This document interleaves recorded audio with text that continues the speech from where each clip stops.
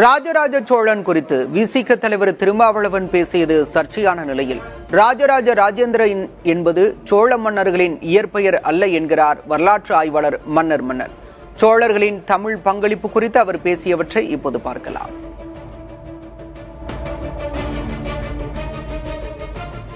ராஜராஜ சோழன்கிறது அவருடைய இயற்பெயரே கிடையாது. அதே மாதிரி ராஜேந்திர சோழன்கிறதும் அவருடைய இயற்பெயர் கிடையாது. நீங்க பாத்தீங்கன்னா அருண்மொழி அப்படிங்கறது அவருடைய இயற்பெயர். இந்திய நாட்டுல எல்லா அரசர்களுக்குமே நிறைய பட்டப்பெயர் இருக்கு. அசோகர் காலத்துல ஆரம்பிச்சு எல்லாருக்கும் நிறைய பட்டப்பெயர்கள் இருக்கு.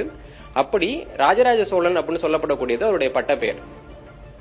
அப்படிதான், அதாவது பிறர் கொடுத்த பெயர். இப்படியாக அருண்மொழிங்கிற இயற்பெயர் கொண்டவருக்கு மொத்தம் 42 பட்டப்பெயர் இருக்கு. அதே மாதிரி ராஜேந்திர சோழனுக்கு பாத்தீங்கன்னா அவருக்கு இயற்பெயர் ராஜராஜ சோழன் என்ன பண்ணாரு, அவரோட சித்தப்பா பேரை வைக்கிறாரு. அவருடைய சித்தப்பா பேர் மதுராந்தக உத்தம சோழன்.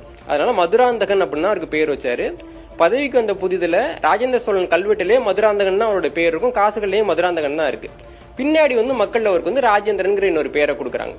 ஏன் தமிழ் பெயர் இருக்கிறப்ப சமஸ்கிருத பெயர் பெருசா பரவலாகுது அப்படின்னு பாத்தீங்கன்னா, சோழர்கள் தமிழ்நாட்டை மட்டும் ஆட்சி செஞ்சவங்க கிடையாது. அவங்க நிறைய மொழி பேசக்கூடிய மக்கள் ஆட்சி பண்ணாங்க. சோழர்களுடைய ஆட்சிக்கு கீழே தமிழர்கள் இல்லாம தெலுங்கர்கள் இருந்திருக்கிறாங்க, கன்னடர்கள் இருந்திருக்கிறாங்க, துளுவர்கள் இருந்திருக்கிறாங்க, கம்போடிய மக்கள் இருந்திருக்கிறாங்க, சயாமியர் இருந்திருக்கிறாங்க, சிங்களர் இருந்திருக்கிறாங்க. இவங்க அத்தனை பேருக்கும் வாயில நுழையிற மாதிரி என்ன பெயர் இருந்ததோ அந்த பெயர் இயல்பா பிரபலமாகும். அவருடைய இயற்பெயருக்காக அவரை நம்ம திட்டணும்னா நியாயம். என்னப்பா உனக்கு ஒரு சமஸ்கிருதத்துல பேர் வச்சிருக்காங்க, அப்படி இல்ல.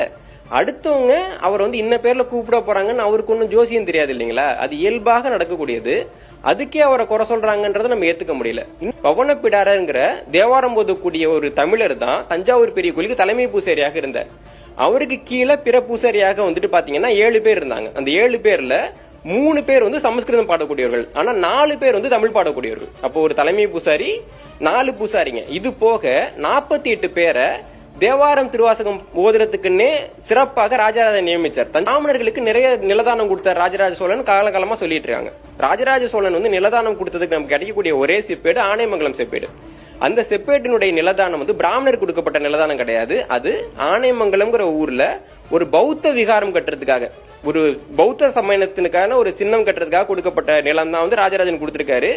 ஆரியருக்கு அவர் நிலம் கொடுத்ததாக எந்த ஆவணமும் கிடையாது. ஒரு கைப்பிடி நிலம் கொடுத்ததாக கூட எந்த ஆதாரமும் கிடையாது. நம்ம தமிழ்நாட்டினுடைய இலக்கிய வரலாறுகளை நம்ம எடுத்து பாக்குறப்போ சங்க காலத்துக்கு பின்பாக அதிகமான தமிழ் நூல்கள் எழுதப்பட்ட காலகட்டம் சோழர் காலகட்டம் தான். கம்பராமாயணம் எப்ப எழுதப்பட்டது? சோழர் காலகட்டத்துல. பெரிய புராணம் எப்ப எழுதப்பட்டது? சோழர் காலகட்டத்துல. வீர சோழியம் எப்ப எழுதப்பட்டது? சோழர் காலகட்டத்துல. நலவேன்பா எப்ப எழுதப்பட்டது? சோழர் காலகட்டத்துல.